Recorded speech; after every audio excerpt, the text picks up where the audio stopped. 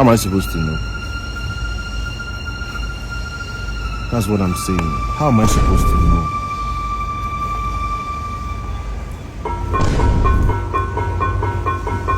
Ha. Tomorrow again? You're not coming today? The blood of Jesus! Happy birthday, my brother!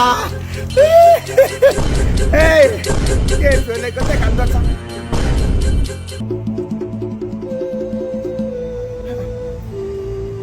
Are you playing?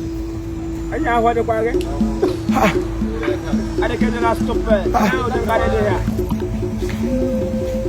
Ah! Oh, Jamila,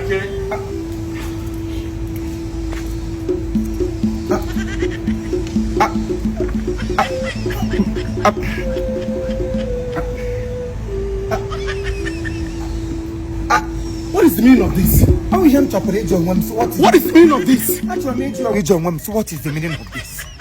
You came to my house and you poured me water and you're asking me stupid questions. Calm down. What is the meaning of this now? Now calm down. Oh, the same question they told him because the gate they gave me, you are not the person I'm looking for. Oh, one them walk one together. Ha! Hey. But who are you? My name is Chiefimo Worldwide. Here I am now in London to celebrate people while they are alive. I am not good in celebrating people while they are gone. So today my brother is celebrating his birthday. Yeah, Modestus Chukwemeka. Engineer Modestus Chukwemeka. One name Mukonye Benane. What is the meaning of this now? Somebody directed me say the Black Gate and one-story building. That is where he lives here in Abuja. So I ventured in. I saw you turning back. Get the okay house of Blosso on Goha. Get honey bonga. When you had it, also one up. Is she a metro or the Diamanic good metro pinopino? Miss some belly beauty lego is about her. Mr. Mayor baptism. A madam saw would go when you were, sir. He will leave. Can you listen to yourself? Can you listen to yourself? Sir? Are you blind that you don't know your brother's address? With my address, Nishna, me give address. Address na government. Why don't you tell the now? Calm down. I should calm down. They will millions and calm down. Are you okay? Are you mad? I'm rolling kids in my rubber. Me, I ordinary water, no pour you acid. They lose like in a million, you know. Water no get enemy. Not a minute come work again to 1,000 acid. Kim Oggy will yellow tail back. Calm down. Today, I in bed the 17th of this month, where we day inside. April 17th, but they do party on Sunday, April 20th, at Guarimpa. So he say make I surprise her. And told you had done there all only one them wine, all the other drink Madrid and the for Madrid only the bamboo.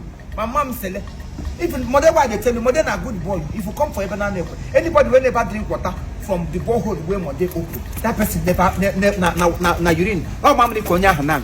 Mother bapo minute, tigo from Amanda and she did a cook at the written wool on their way, surely a copota, Model Bapomini, and with him, also, Plotani like a single handedly, just 40 years old. More than less system, Makachuyana, say Benil. But Modern Quano might will take a naked and a guy. Are you not supposed to be apologizing to me? Apology on a bed door, no. Eliam name an apology for Monday. Apologize. What are you saying? You came to my house, you poured me water, and you're supposed to be apologizing to me, and you're saying all this rubbish. Now, who cares? Now, when I carry who does that? Who does that?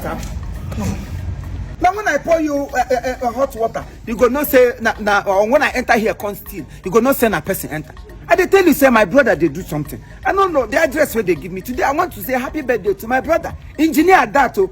I would call Muru Mazinda Naga to him, name Hojo. When you came in Okotrian from a Korea, the Abba University, from University, I was here. If we are Utumia, oh, Mother Chineka goes young. Chineka goes happy birthday, Mother one name. Happy birthday. Namely, 1 minute come will go with that seed. Oh, Ndo. Oh, that's a lupao. Wait, oh, you came to my house, you poured me water. Are you not supposed to be apologizing to me? The person you are looking for lives in the next compound.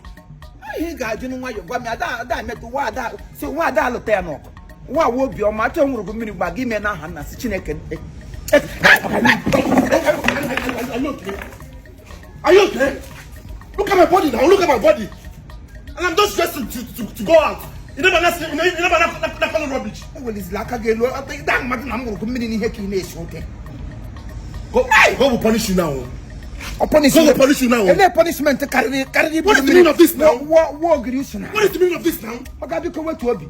You will not be a con. Why don't I get liquid? Now the minute I will get a book of catty and a fry pan. I walk I see dog walking my catch game we go lock. What will be a man? Only what I for you and not do bad thing.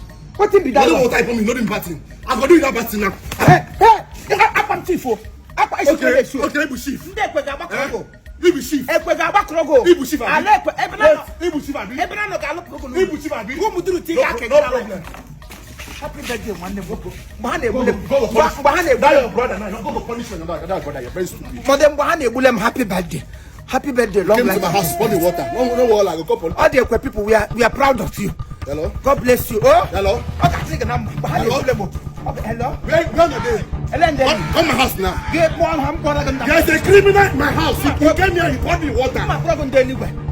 Mom, and Michael, I come, no. And you, the piano, your mom,